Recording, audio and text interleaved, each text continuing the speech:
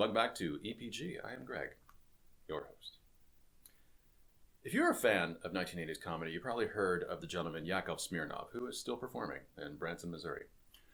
He was Russian from the Soviet Union, and he emigrated to the U.S., and he basically told lots of jokes making fun of the Soviet Union, which he could do in the United States, not over there.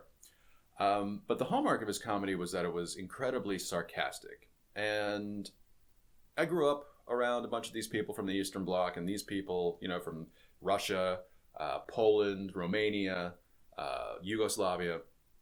And one of the kind of hallmarks that they all had was that their families were incredibly sarcastic, which, me being from the Northeast, I am definitely fluent in. But when I got, to the old country, especially Romania, Poland, and all the other ones that I've been to, there was definitely more sarcasm there that I really appreciated. I loved, and it kind of made me feel like home. A few examples were placards that were around my hostel when I was in Bucharest. A lot of the wait staff at some of the restaurants I went to, very sarcastic. Like one of them said, he accidentally charged me $3,000 for a plate of pasta, which we both had a good laugh at. But getting deeper, especially coming from those Soviet places, or former Soviet places, or Soviet socialist republics that dotted the kind of Soviet influence of that part of the world, sarcasm was very important as a kind of judge of status. Because if people could make straight-faced comments that were obviously humorous or exaggerated or fun, then that was a good way to kind of see if the other person was on the same wavelength. If they thought that you were being serious, if they thought that, you were just kind of out of left field making a comment about something, you thought was funny, but not really giving the facial expressions to let them know that it was funny, and they found it funny, then I'm just like, yeah, this person, I can have a relationship with, even if it's, fleeting.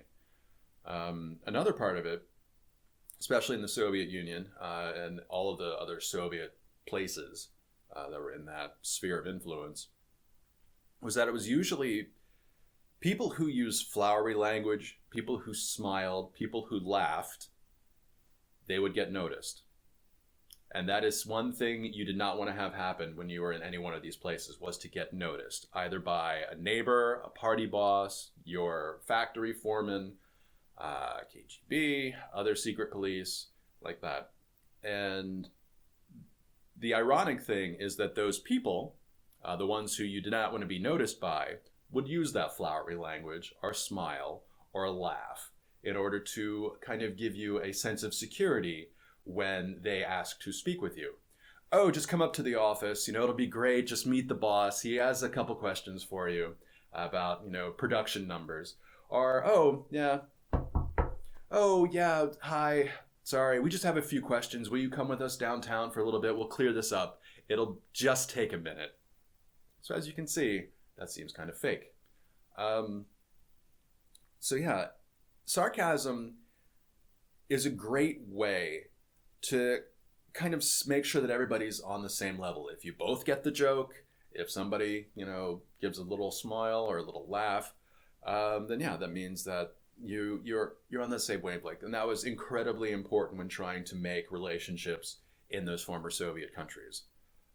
So if you have anybody who is of that older generation that doesn't smile, doesn't laugh, and makes incredibly dry, sarcastic humor, that's why. So I want to thank you very much for your time, and get out there.